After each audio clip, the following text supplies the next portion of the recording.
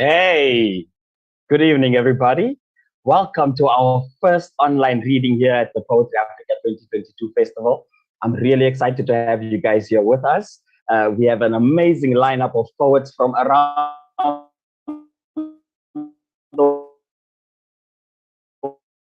world.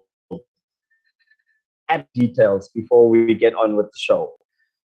For those of you that are interested in the Durban leg of the Poetry Africa Festival, it of 2 days ago. Please go ac.za to see the program and what we have in store for you tonight and then tomorrow during the day.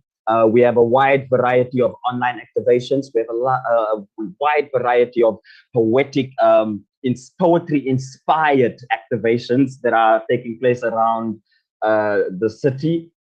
And then obviously we have our live shows in the evening, which has has been quite a thing to experience, really. Last night we were at the Howard College Theatre and we saw the lineup for Local is Lekker, which was made up of poets from around Durban. And look, man, hey, come tonight. I'm not even going to do them justice if I try to explain what those poets did last night with language and performance and the idea of, you know, bringing community into the space and then speaking back to community. It has been such an awesome thing to witness.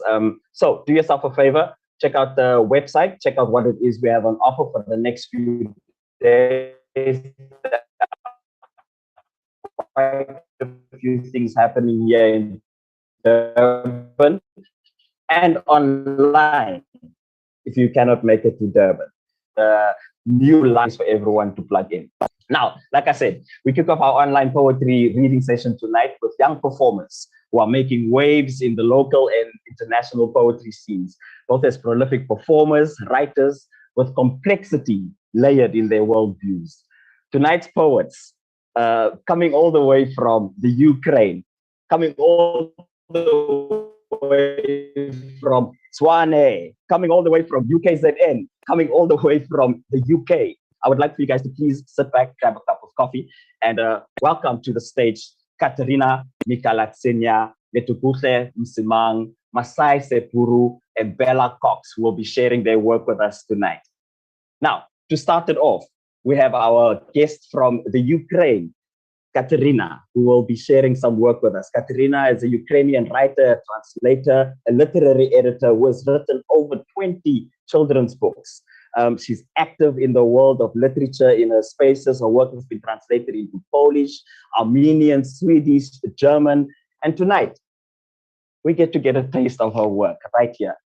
So, ladies and gentlemen, wherever you are, please clap your hands, bang on the hard surface, and welcome to the stage, Katerina.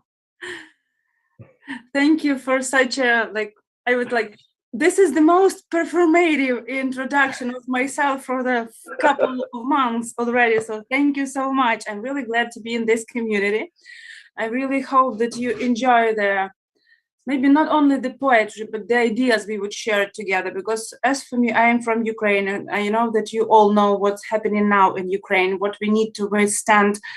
I actually, if I just jump out of the connection, so sorry, but we have the problems with electricity and with light and everything, except for courage. Because, you know, whatever Russia would do or try to do to our country, I know that we will withstand because we have no other choice.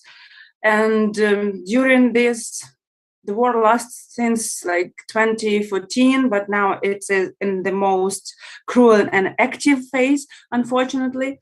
But at the same time, we also becoming more and more brave, I should say. Not only we Ukrainians, but those people who are searching for news about us, who are helping or supporting us in every possible way. But it also, I think that I really hope, I don't think so, I really hope that we all everywhere becomes more and more brave and more connected, because it's like humanity, what we have in our hearts and souls against the cruelty, whatever the cruelty comes for.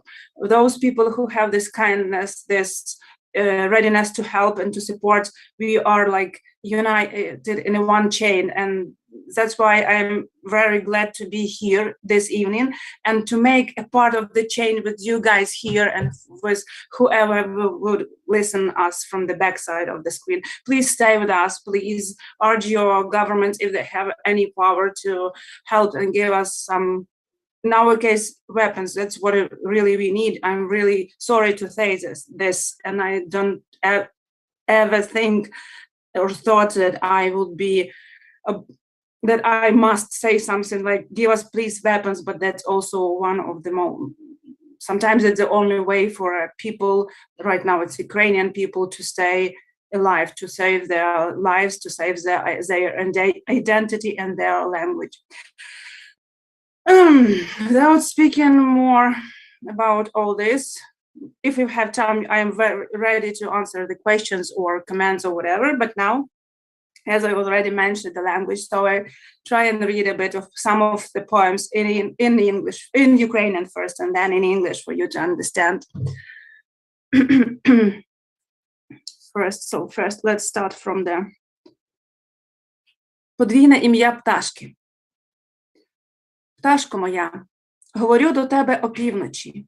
Я зовсім не змерз і поїв, і навіть у шапці.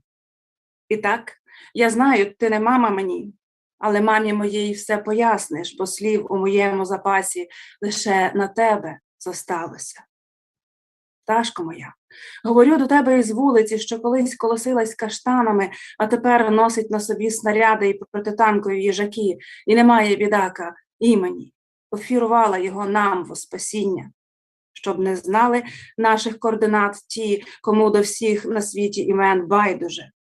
Бо навіть дивлячись очі і обличчя нашої зброї, вони нічого, крім мата, не відають. Отак-то, пташко моя, світанкова моя, надлинула. Ти, що і своє ім'я постелила мені в рукав, коли ми прощалися на краю сонячної землі перед потягом. А воно покотилося до мене в кишені праворуч серця, і нині, опісля бою, із неї випорхнуло. І я говорю до тебе, пташко моя, щоб не було йому у небі так несусвітньо порожньо, щоб знайшло воно тебе, де б ти не була, і тобі про мене нагадувало. Бо я тут, пташко моя, де й мав би бути, поїв і в шапці, і ні про що не шкодую. Говорю з тобою, пташко моя, говорю до останнього подиху. Щебечи, живи далі, з обома нашими іменами за пазухою. And an English version of the poem to become more understandable, but I guess the poems is, or poetry is especially meaningful in the time of turbulent times, in the times of war and crises, because newsfeed is what it disappears very quickly. Poetry is what lingers, even if just a reflection of the poet's emotions. So I guess that's why we're all here. A bird's double name. My dear bird, I talk to you at midnight. I am keeping warm, not hungry, wearing a hat even. I know you're not my mama, I do, but you can explain it all to her. For it's only for you that the words I have left would be enough. My dear bird, I talk to you standing on the street where the chestnut trees used to grow thick, but now it's only bears' shells and anti-tank hedgehogs. Its name no longer there, poor thing. It sacrificed it to us for the sake of our salvation, so that those indifferent to all the names in the world would not know our coordinates. As even staring into our weapon's face, they don't know anything except for the curse words.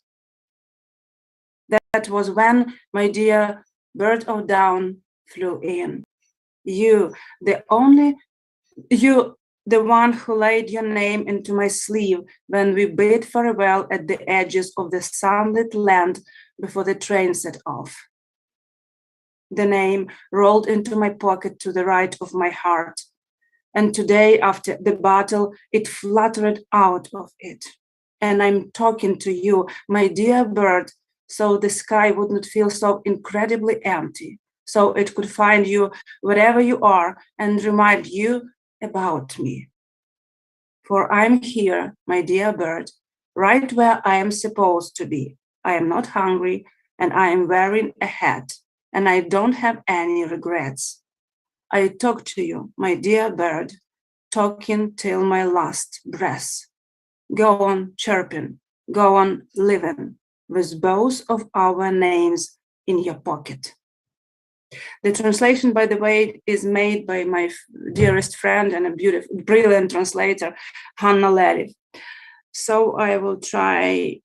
This poem was written actually in the spring, where the Russians were saying that we take our capital, the city of Kiev, in 3 days, and actually it was almost at the end of that time all Russians were driving away from the Kiev region, at least.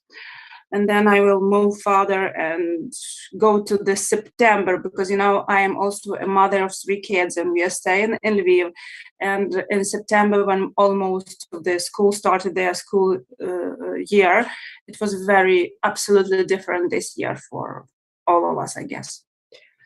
Шлях до школи. Жінка виводить пташку на червоному повідку. Пташка впирається. Їй би вчитись літати, а не бути на прив'язі. Оббирати припалені ягоди з кучерявої горобини. Ловити бабок над річкою і рибу в ще теплій воді. Можна дзьобом, а можна брудними руками. Але є повідок. Він червоний, ніби до празника. І його тримає в долоні жінка із покусаними губами, тривогою поміж подихами і рятівним рюкзаком за плечима. Їй не відмовиш. Знання – це скорбота, вимовчує жінка. Це закон нашого світу, як закон гравітації і притягання різнозаряджених часток, як любов і ненависть, як дорослість і сум. Не питай мене, чому я вчу тебе жити, замість літати, як тобі би хотілося.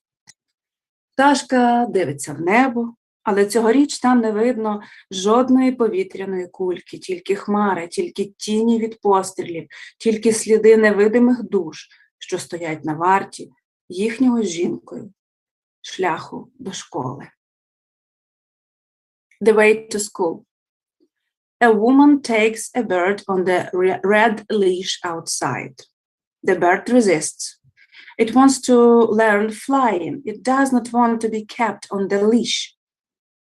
It wants to pick scorched berries from the curly rowan tree, catch dragonflies over the river, and fish in the lukewarm water with the beaks or dirty hands. But the leash is there. It's festive red, held by the woman with bitten lips, anxiety in between her breasts, and a life-saving backpack on her shoulders. You can't say no to her. Knowledge is grief, a woman unsays. It's our world's law, like the law of gravity or attraction of unlike charges, like love and hatred, adulthood and the melancholy. Don't ask me why I teach you to live instead of to fly, like you wish to do. The bird is looking up into the sky this year. There is not a single balloon floating there, only clouds, only shadows of missiles, only traces of invisible souls standing guard over her and the woman's way to the school. And what else? Thank you for your support. This is very, this is especially dear when we are connecting through the screen. So seeing your reaction is like, thank you, really. What else? I will read one more Ukrainian and English, and then maybe you'd have some questions, or we can start a little bit of discussion, okay? Or read a bit more poem. I will read this too, and then we decide, okay? So this one will be possibly one of the latest. It has a name Visionaries, which means life. I just came from, I was first in my life on the writer's residence, and it was in Vilnius. I like so much this city. So let's in a way send common greets to the poets of Vilnius and to this beautiful city, to Lviv, from where you are, from where I am. So, and we will be connected in this way also. Знаєш, як воно? Прокинутися просто в глибоку діру. Окей, я не померла після цієї ночі. Хтось точно не зможе більше прокинутися. Або від смерті, або від переломаного на до і після світу. І так щоночі, перелам за переламом, бо на нас курча напали, нас курча бомблять. Хтось уже вивів нову хворобу, страх прокидання. Вона у нас є. Не заразна. Не передається ні повітряно-крапельним шляхом, ні під час сексу, ні через екрани комп'ютерів, лише генетично, укупі із правом на пам'ять. І ні, це не претензія на особливість, тільки на бути далі собою. ким ти говориш, мамо? Торгає її за рукав заспана донька. З життям. This first, then I start reading it in English. This was, for me, poetry sometimes is the only way. I mean, I don't really think or feel that these are like a poetry. It is something that helps me to stay sane, that helps me to stay functional, and in a way, sometimes it gives voices to other people who don't work with words but with something else. This poem was written after heavy bombing, after Russians were heavily bombing Zaporizhia, and I guess if you check the internet, you will see this huge civilian building almost broken up in it too, with a small hole of light in it. So that's in a way about it. And it was translated by my great friend and the translator, Evgenia Kanishcheva. Do you know what it's like to wake up straight into the deep hole? Okay, I didn't die, but after this night, someone will surely not be able to wake up anymore because of death or because of the world broken into before and after. Every single night. Fracture after fracture, for they fucking attacked us, for they fucking bombing us. Has anyone already discovered this new disease, waking up phobia? We'll have it. We all have it. It's not infectious. It's not transmitted by airborne droplets, nor sexually, nor through computer screens, only genetically, together with the right to remember. And no, we don't claim to be special, just to go on being ourselves. Whom are you talking to? Mom, her sleepy daughter pulls her sleeve a little bit. To life, my daughter, to life. Thank you so much. So, what should we do, our dear host? Should we proceed with poems or questions or discussion? I would be really glad with whatever you come. I want to start by saying, Katerina, thank you for sharing those beautiful poems with us. The truth and the urgency just bleeds out of it. It's poems are supposed to do some work. These poems are supposed to alert us. These poems are supposed to make us aware of what it is you are going through. And thank you also for choosing this platform in particular to share those with us. I do want to ask you, are you safe? Are you safe where you are? Are you? Unfortunately, there is no safe place in Ukraine right now, because we have yesterday and the day before yesterday, Russia sent more than 100 rockets into different parts of Ukraine. And actually, I am in Lviv, which is in Western Ukraine, and it was yesterday 3 or 4 missiles hit the substation, and before yesterday the same situation, and some of them, I just came back from Poznan and I see the rocket flying over my head. But it's not like I'm in the light version of hell, because the main hell right now is more to the eastern regions of Ukraine, to the southern regions of Ukraine. But the answer to your question is no. There is no safe place, because Putin is a crazy man and all his soldiers might shoot wherever they wanted to, with any logical reason, unfortunately.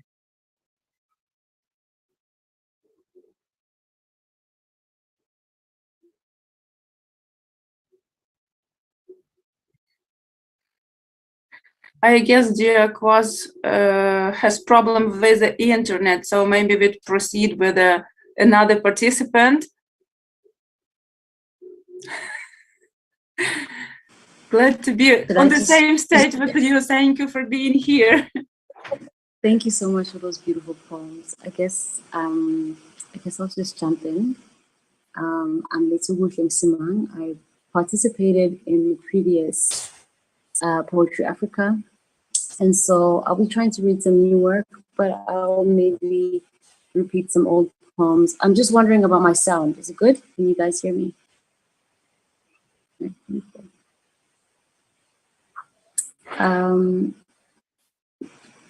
So I'll be opening with a poem I recently wrote. It's called White Sea, Black Canvas.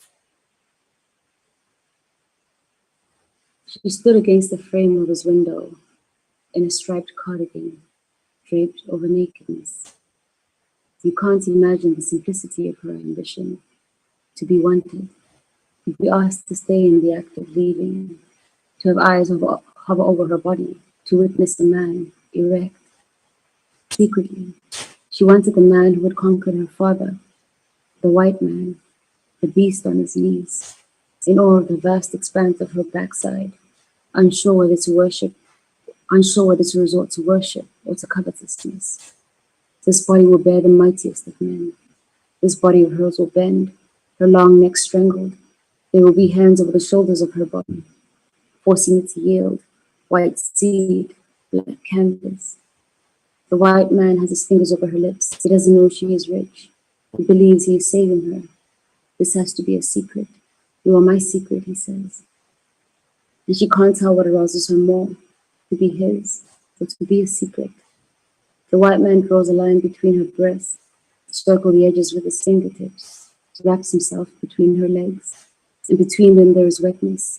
There is a sharp pain of entry. His are the first hands to grasp her infant body, to pull her out from her mother's womb. The first man to burst her open, to expose the allure of licentiousness. There is a white man calling her out of her body. His arms are stretched open. His body is broken. He hollows her and makes a hole in her chest, in part for himself, then for the faces of the lowest of men. And the black man will promise his warmth in a bed of snow. And the black man will use her back to straddle himself out from the cold. And the white man will lay out a pillow and a scarf in his closet, the scent of shame laced in the odor of his passion. And she will lay there, a secret, hidden but warm, a shell of herself, but wanting to live still. Oh. The next poem I'll be reading, I actually wrote this on a poetry retreat with the Gothenburg Institute and Poetry Potion, I think. And it was a very spontaneous poem, and I think I took time to sort of go back home and sort of revise it. And so I'm just building off of a poem that I wrote earlier. So yeah, I'll just start. It's called Galosa. Sometimes I want to give my body to the first man who will enter me. My youth escapes me. Pockets of fat push up against the soft tissue. The flesh weakens. I need to be fucked. Fucked so hard the dirt comes off my skin. Fucked so hard my back straightens and this land is removed of all its private property. I want to fuck your husband. I want to suffocate your children. I want to take until I am the sum of all that has been taken from me, until there is nothing left of me, until the reeds are pulled down from the walls, holding the doors to a secret garden, a home for crooked trees, a white man in white clothes with his back against the breeze, whose pocketed a paradise for himself, his bold wife, and their phantom children. I want to fill their watering cans with seawater. I want to sterilize their wombs. I want to take everything, even the sky, the dry earth, the unrelenting sun. I want to make this world a pile of ash, black as I am, black from the desolation of everything.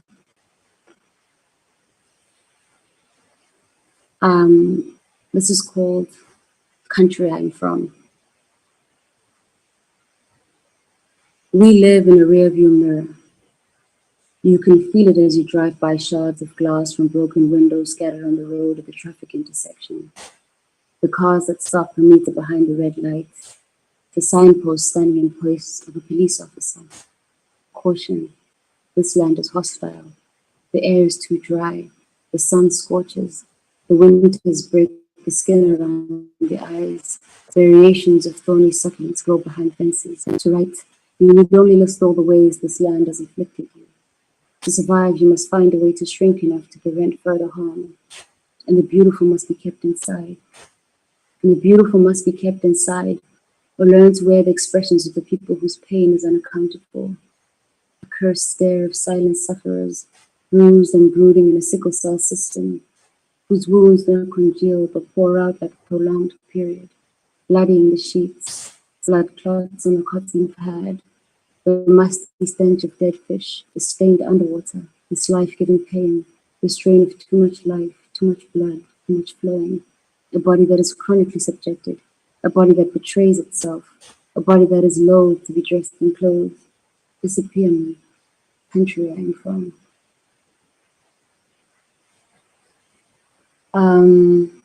So I'm doing something really strange here. I wrote a novella. It was a collection of prose poetry. And I would like to just read a few extracts from that book. So I hope without context, the poems will still make sense to you. This one is called The Catalonian. I am not vulgar. I am not the sum of a dozen hands wrapped around my neck. I once lived in Barcelona. I was once bound to a boy half Basque, half Catalan, proud of this distinction and the polarity characterized by his mother's Basque bearing and the unremitting image of his father's torso split in half. The Catalonian liked to take photographs, but he was not, in his own words, a photographer. He'd photographed the rested pilgrim on the borders of Nabal, or captured a ray of light from the setting sun on the tiny breasts of a Polish mannequin. Or he had not done this. The Catalanian photographed an old man struggling with the weight of his outmoded suitcase. A chef caught in a cloud of smoke at the back. Sorry, can I start this again? I can't see anything. Right. I am not vulgar. I am not the sum of a dozen hands wrapped around my neck. I once lived in Barcelona. I was once bound to a boy half Basque, half Catalan, proud of this distinction and the polarity characterized by his mother's Basque bearing and the unremitting image of his father's torso split in half. The Catalonian liked to take photographs, but he was not, in his own words, a photographer. He'd never photographed a rested pilgrim at the borders of Nabal, or captured a ray of light from the setting sun on the tiny breasts of a Polish mannequin. The Catalonian photographed an old man struggling with the weight of his outmoded suitcase. A chef caught in a cloud of smoke in the back of a bistro. He found distinct beauty in ordinary things, even in my sad continence. How I couldn't look the boy in the eye. How I pinched my lips each time we kissed to reduce the evidence of my ethnicity. He took to my solemnity, photographed my reading, eating, never giving way to a smile. This is love, I said. I know it. I can feel it in the ease it takes to my seriousness and my unrelenting focus on the ground. But when you've been misused, you tend to view love as a type of sacrifice or numbing of the senses. You never let him please you. Instead, you arch your back and offer the full view of your behind. Part 2. What moments are forming you? Is it the strength of a hand over your head, forcing you to kneel? The spear of a man jabbing at the back of your throat? Is it the tears on a heap of soil you've tasked yourself to swallow? How you've developed the taste for licking stones, keys, the merriment of the floor? Is it the men, the silence on the other end of the phone? What forces your head into a pillow? What causes you to scream, to tire, to kneel, to scale the weight of a life? I'll just read one more, an old poem I wrote. It's called Fields of Litter. We drove past fields of litter and houses built from tin, intestines sold at the street corner, a river dammed in dirt. And I feared that it would stick to me, drag me down like muddy soil, like strife, that my skin might darken in the sun, my features wither, my beauty gone. This is what I feared as we drove by, that it's what they'll see when they look at me. They'll see fields of litter in my skin, in my mother, in our accents. Thank you. Thank you so much. Letugutlem Stimang. That is beautiful. Thank you so much for sharing that with us. And I'm also excited to to hear extract from The Frightening, uh, which is forthcoming. And yeah, can't wait to read that. Thank you so much, Letugutle. Katerina, yourself, sorry, our internet dropped there before I could thank you for spending the time with us and also for sharing those poems with us. Thank you to both of you. That was really amazing. Yeah, Letugutle, I always say with you, there's always this sort of quiet intensity with the work, right?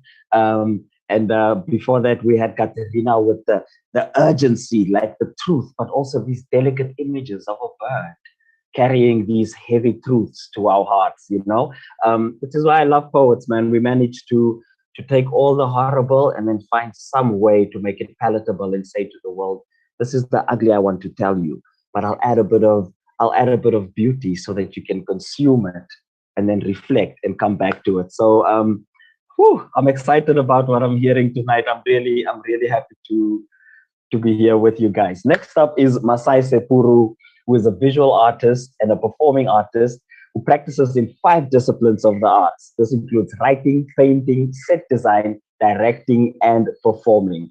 Look, for those of you that know, Masai is one of those guys that does a bit of everything and is good at it, which is rare. You know, usually you're horrible at one and or at 4 and good at one, but you have been doing amazing work, brother. I think before we started the session, I congratulated you on all the amazing work that you've been doing. But more so the poetry, because that is how I know you and that is the foundation of our relationship and how we've come to know each other. Please share some poetry with the world and our guests that we have in the room with us. All right. Great. I hope I'm audible. Yeah? Yeah. Cool. I'm just going to jump into it. I'm not very big on speaking. I don't know how, like, the poetry just helps. I get very nervous when I have to speak before performance or like reading. So yeah, I'm just going to get into it.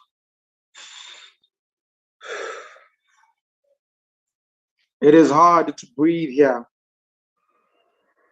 The atmosphere is more smoke than air, from burnt bodies that lost the warfare, and burnt tires by students that couldn't afford the fare.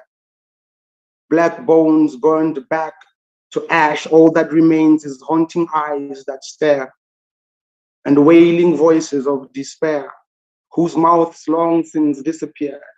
Souls who lost their flair, a burial for dead dreams whose bearers did not dare, said to be scared. Timid dreamers who, whilst others jumped, cheered, feared for their fleeting lives as though destiny cared. It didn't. The lack of drive drove them to the edge, to their sudden death. You shouldn't be here, sir. It is cold here, more than any mortal can bear, but mortality has long escaped us. Strong winds have eroded our flesh. All that remains is this, lost spirits looking for judgment, desperate to know what is beyond this segment, these relentless episodes of torment in search for atonement, forever in a tournament with demons in search for amnesty, a constant battle for whatever remains of our sanity. For if we lose that, then we have truly lost of ourselves. The last defense, the last stands, so we dance. A tango of death, playing hide and go seek with sick ghosts that crave our souls, our life. How many submissions in one submission, yielding to hell trope? For here lightning flashes with hope, but simultaneously exposes your soul to those that will have it for their own purgatory. A God-forsaken place, a barren land with hard sands that eats away at your souls, your toes, all the way to your bones, swirling clouds of sulfur, the smell of rotting culture, moving shadows of circulation casted by one-eyed vultures that swoop into the surface to feed on dead pilgrims who came here seeking for answers. But the light got stolen by ghostly figures with disfigured features. There are spirits here. When they speak, maggots fall out their mouths, for when they were alive, they held too long to their voice until it rot. Dreams turned nightmare. that dry up your throat? Have you lie awake at night, phasing in and out of planes, a thirst that cannot be satisfied by certificate, however many you attain? A child in you remains in limbo, haunting your heart's chambers, betrayed, awaiting you to fulfill the promise you once made. It drives you insane to see those who have your skills prevail. You hate how you played it safe, how you got caught in the trap despite you moving in haste, betrayed by your weight. You stood too long in the same place. The bear trap snapped shut on your ankles. Death has you glued in the same place, imprisoned by the security you chased. Life was never meant to be sustained. It was meant to be lived. You forgot that fortune favors the brave. And a voice yelled from the back and said, the voice said, if you all leave our dreams, then who would sweep the streets? Who would remain at the foot of the mountain and watch your kids while you pursue the peak? Who would listen to you when you speak? Dreams are for the privileged, those that were granted sleep. For us, dreams are nightmares, reminding us of what we could have been. I had a dream once, a wonderful dream of becoming a doctor. But my mother was sick all her life, and medicine was scarce. I was scared that if I left her deathbed, she would be gone when I returned. So in turn, I watched all my peers leave their nests, wings spread, soaring, and there I was, hating my mother, hating that I love her, loving that I hate her. For from the comfort of my nest, I watched them fall from the heavens. Then I hated her again as they regained their breath mid-air. As they begin to reascend, their failure pleased me. Purgatory is not new to us. We were born here. Your dream, young dream bearer, what you possess is not such a small thing to be traded with riches. Be careful of witches that have painted their stones with gold. Grab hold of it. Like your last breath, block your ears, do not listen to their hissing. Their whispers are poisonous. If anything, your dream is a weapon unsheathed, wield it against their claim that what you have is an added weight and they only wish to get it off your shoulder. Do not be like me, for I have given up my light long time ago. I have entrusted them with my soul, and here I am, in the very place that you are, in your beginning, which is my ending. I can only wish you well. Thank you. That was the first poem. I'm going to do another piece. Also, yeah. Thank you. All right, I'm just going to jump into it. I'm not really big on speaking, so yeah.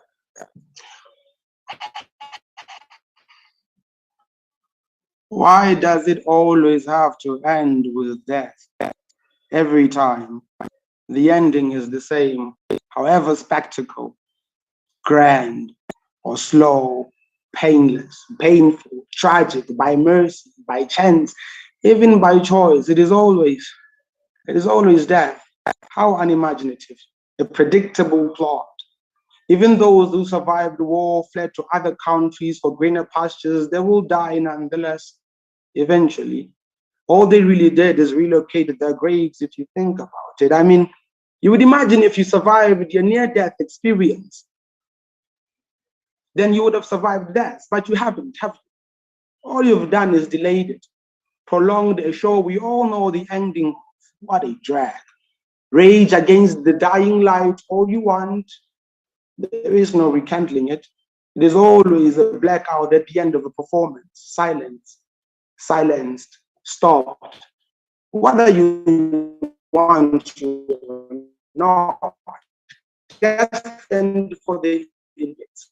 Is it really free will if the outcome is the same? That is neither here nor there. Monuments, ranks, and build statues, all we want, but the person is gone.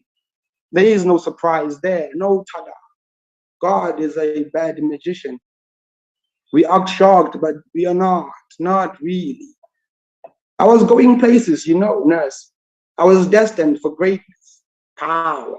The whole world would have known me, but here I am, humbled by a lazy writer who finishes all his stories the same.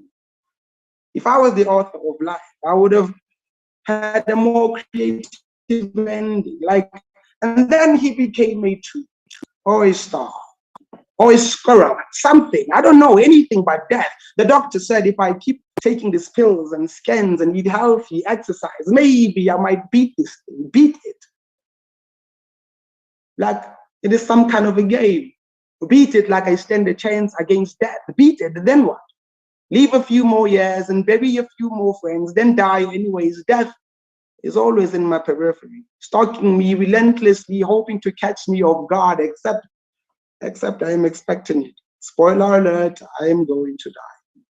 Perhaps if it didn't hurt so much, then losing might actually mean something, but it hurts a lot, and I will die anyway. What is the point of all this pain if my demise is inevitable? Perhaps if there was a different ending, a more creative ending, a surprise, but who am I kidding? I will die like the great mammoth died 1,000,000 years ago, like a cow whose meat I ate this morning, like a child in a war country, or a veteran in an old age home. It is not immortality I speak of, nurse. No, it is something different, a transformation, a conversion of a sort, a new chapter, one that isn't life, but isn't death either. Purgatory, less dramatic. Do you think it is fair, nurse, that the villain shares the same fate as the hero? That the slave will die after spending his entire life saving a cruel master? Or should he escape? He will die still, and the master will die all the same. Is it justice? Is death justice? Or punishment? Or rest? Well, whatever it is, then surely it cannot be awarded to everyone. We can't all be sentenced the same. I hate God for this. Well, not that I will die, but that I will die like everyone else, like a thief on death row, or a young girl jumping off a bridge, die like an older man or was stillborn. I hate the idea that regardless of what I do, how hard I work, how many books I read, how careful I am, I will die like a drunkard or corrupt politician, a soldier who went to war knowing that he might die risking his life. I have never risked my life, nurse. Why am I here dying all the same? This thing is eating me from inside. What have I done to it except to be born, inherited? I have inherited death. All the odds stacked against me since my birth, and I am just to be content with it. There is no elixir, no spell or potion to avoid this, and those who try to avoid it have died, sometimes killed by the very act, the very attempt to try to avoid death. So what am I doing here? What am I attempting to do that which has not already been tried? Madness. You will die too, nurse. Regardless of how many people you try to save, you will die. Your fate is the same as theirs, as mine. There is no amnesty, no pardon for you, nothing. So tell me, why are you here? Thank you. I'm going to go to my, I think I'm going to go to my final poem, because the two pieces I've done are pretty lengthy. So I'm going to do a final short poem. And yeah, call it. Before I go, I'd just like to thank Poetry Africa for calling me up again. I did a reading, I think, in 2020, and it was brilliant. Now I'm back here again. You know, I must have done something right.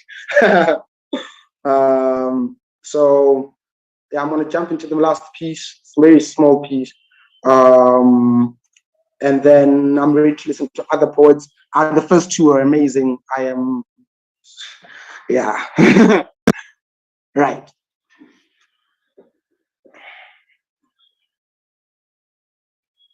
The violet wind passes to make way for the violet sky.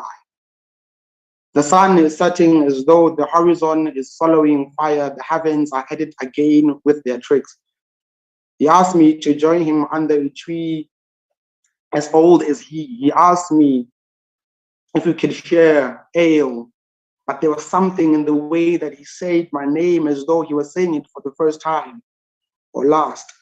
He said to me, I am being summoned. My presence is demanded in the heavens. I'm nearing my last breath on this earth, and I am to return this flesh, return it to where I've borrowed it.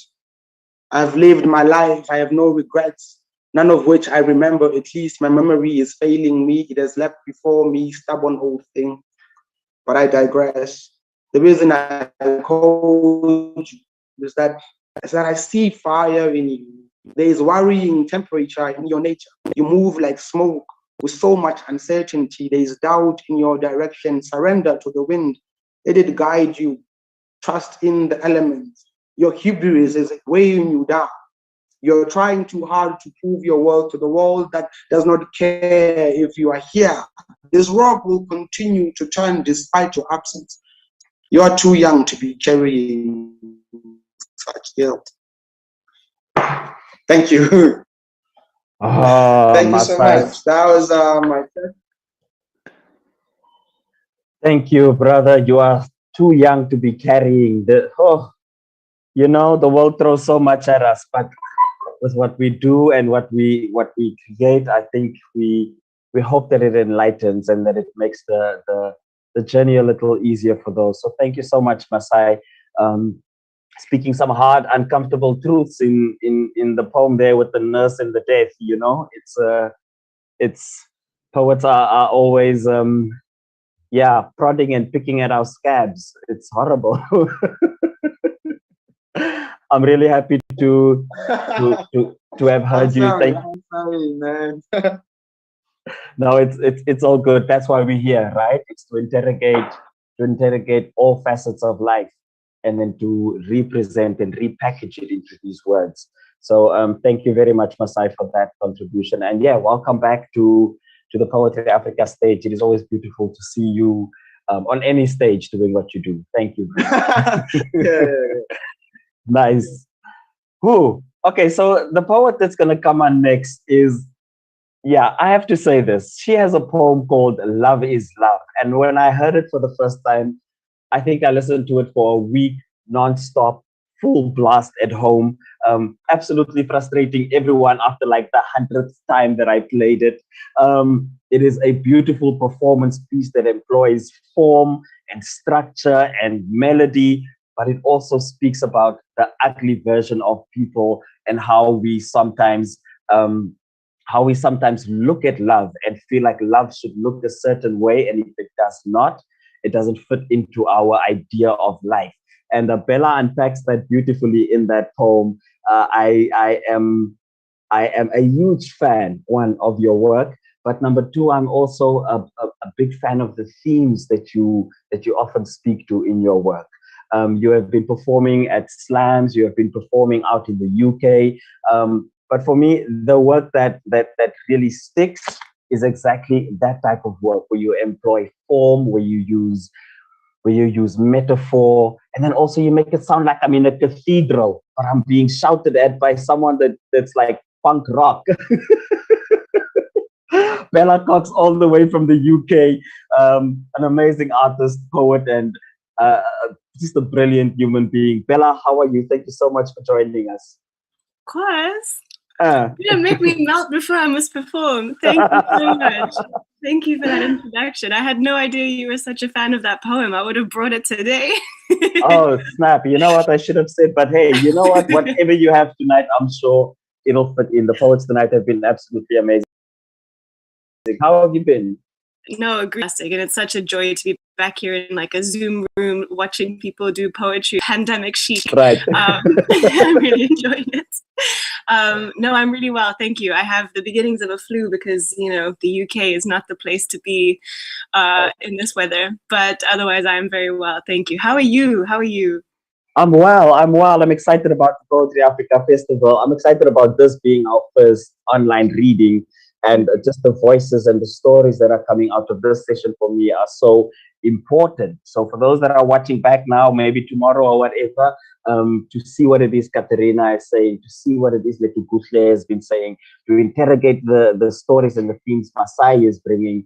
So I'm really excited, specifically also about what it is you're going to be doing, because as we have built this, you know, the disruptors and future leaders of this thing that we are creating collectively.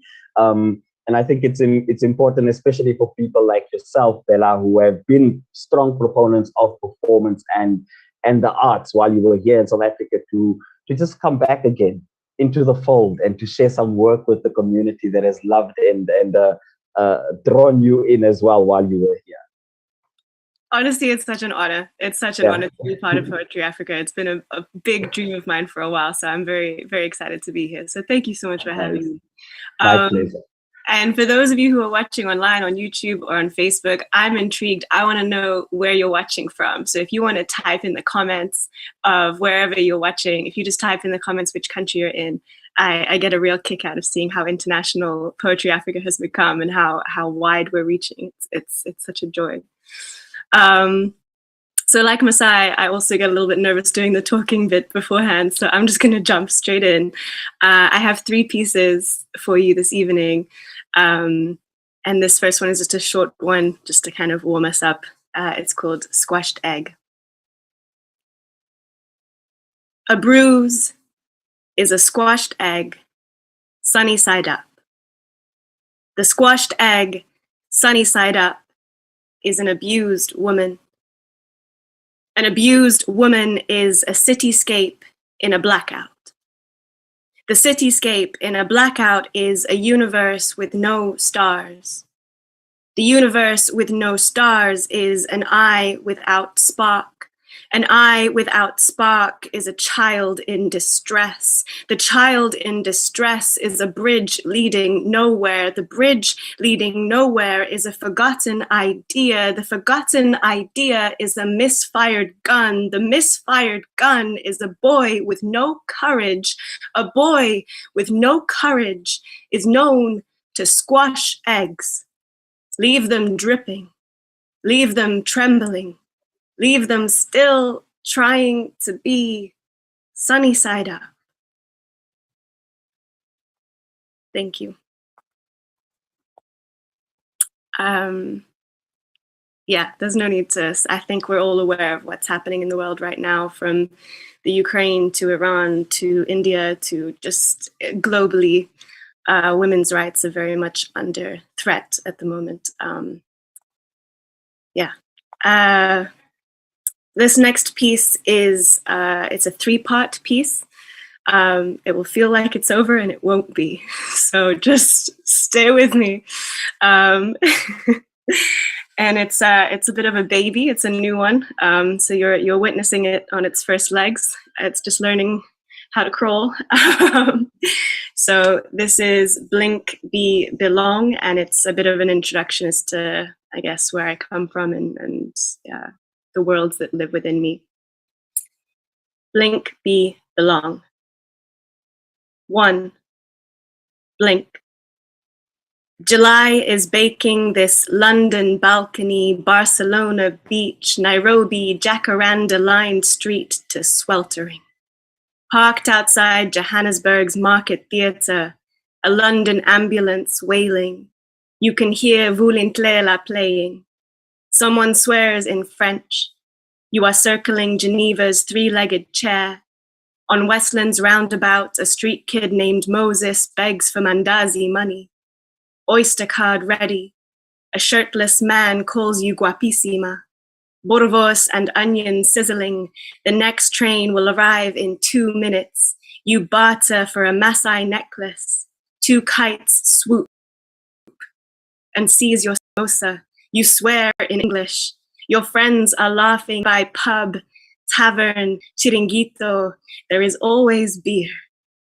The road is long and gray. To the left, a sudden wall. Red graffiti. You are here. 2. Be. Only birds woke you in the home before. Here you are with the dead bees lying like forgotten prayers on pockmarked pavement. Hive relocated. We don't know where to. The scream of sirens wakes you. Maybe disorientation caused their death. That same smoke that catches in your throat here, where the next train to arrive at platform 8 will be your descent into madness. Which home do we mean? Does it even matter? Here is anywhere you do not wish to be.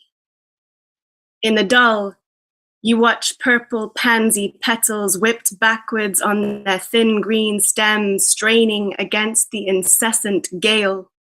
Live bees shivering in their jail cells. You ache for the scent of jasmine every day until you have it, and then it's the mosquitoes that bite you back into yearning. Just silly Western things like app-dialed food deliveries and fast internet speeds. It should take less than 72 hours for the relocated bees to acclimatize, Google eventually tells you. And you do not even have jet lag to blame for your grumpy. Your mother wears her emigrations like medallions, tells you gratitude is the key to happy. Her voice thrumming in 7 languages, the contented hum of honey-storing bees. 3. Belong.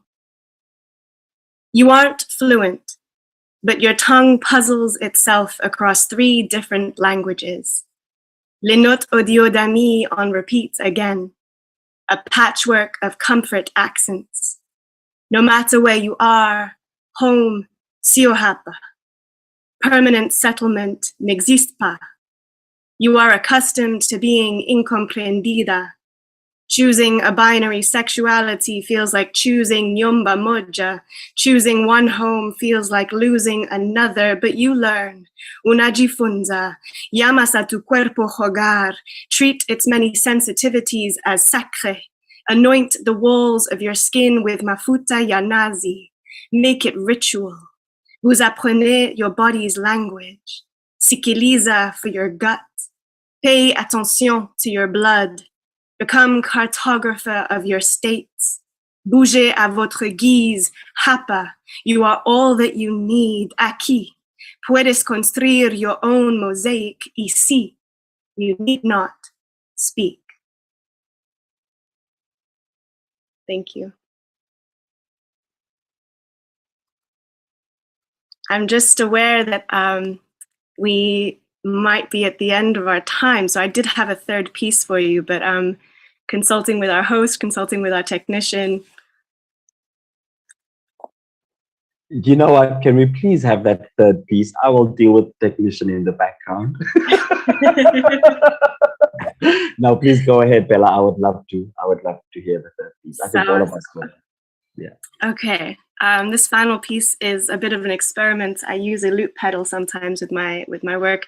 Luckily, I decided to pre-build the loop. So in the interest of time, I'm just going to hit play and it will come on. This piece is called Skeleton Time.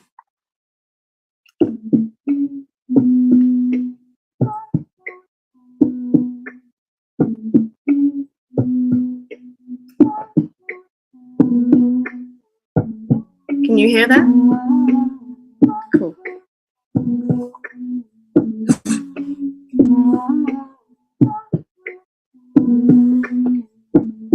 Drank all the coffee in my kitchen at the table, still yawning. 50 shades of cloud and you call this morning. Don't want to rise from bed, but the world stays beeping. You ever wish for mute, spend 6 years sleeping?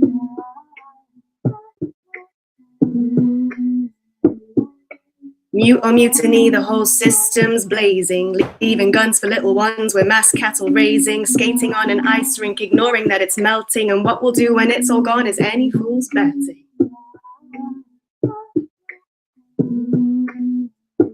It's skeleton time and we carry on picking. It's a skeleton life, but we carry on picking. It's a dance to our graves, but we keep on jiving. A sick, twisted game, but we keep on playing.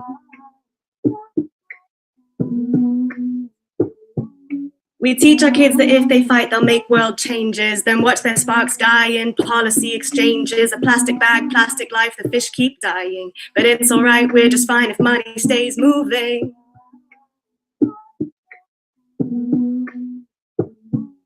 And our economy keeps us living in chains, wishing for a better life beyond these remains. We try to keep the faith and believe in ourselves, but crawling at this slow pace is bad for our health. It's skeleton time. It's skeleton time and we carry on picking. It's a skeleton life, but we carry on picking. It's a dance to our graves, but we keep on jiving. A sick, twisted game, but we keep on playing. But we keep on, keep on, keep on, keep on, keep on playing. Keep on, keep on, keep on, keep on, keep on, keep on playing. Thank you so much. Thank you for having me. Bella Cox! Oh, thank you so much, Bella. South Africa, the world. Look, I preempted it and she proved me right? Bella, you are an amazing poet. Thank you so much for the amazing work you put in, for the care that you put into the craft. And also, you know, for allowing us to also dive into your world and see what your world looks like and feels like and how you experience it through these poems. The same goes to the rest of our guests tonight. Katerina, I want to extend a special thank you to you because I know it is a difficult space that you are in, but you have made time to come tonight to share poems with us and also to alert our listeners and our audience to the stories and the plight of the people of Ukraine. Thank you so much for sharing. It's my pleasure and my honor to be with you here. Thank you all very, very, very much. Lovely, lovely. Please go out and look at Katerina's work. She has lots of books out, lots of projects, lots of translations. So her work is really accessible. But most importantly, also the cause that she is supporting, and that wherever she asks you to plug in, now that we know who she is, the poets and the poetry community and the artistic community that is plugged in here, that is our contact person over there. So let's see how we can support and make sure that she comes out of this safely with those that she loves and cares for. Masai Sepuru. Yeah, my pleasure. Masai Sepuru, thank you so much for your energy, for your beautiful smile. I called you handsome earlier and you didn't want to take it. You have a handsome soul. You have a handsome face. And thank you very much, brother, for the amazing work that you have shared with us. Thank you. Through the times and also on this here platform here. And then, ladies and gentlemen, Letubuhle Msimang, who is an amazing poet, author of Hubris, and also the forthcoming poetry novella, The Frightening. Thank you very much, Letubuhle, for joining us. Thank you so much for spending the evening with us and for sharing your work with us. Perfect. She came in, just made sure to see that we see her, so that's fine. Yeah. There we go. Thank you so much. It was beautiful. My pleasure, Letubuhle. To everyone else, you can catch us again tomorrow online. We have some webinars. Go to the Poetry Africa website, poetryafrica.ukzn.ac.za to see the full program for tomorrow. And then tonight, we have Lidl from Cameroon. We have Philip Meersman from Belgium. We have Paul Gausk from Barcelona. We have Nacha Libre from Sweden. Sipokazi Jonas from Cape Town. And the World Slam Poetry Champion, Abiso Vili, all at the Howard Theatre tonight at 7 p.m. So if you're watching and you are in Durban, come through. But if you're not in Durban, you can catch the show online and stream it. So you won't be missing out. So please do join us later on tonight. And thank you very much also to all of you for joining us and for sharing this evening of poetry with us. We see you again tomorrow evening.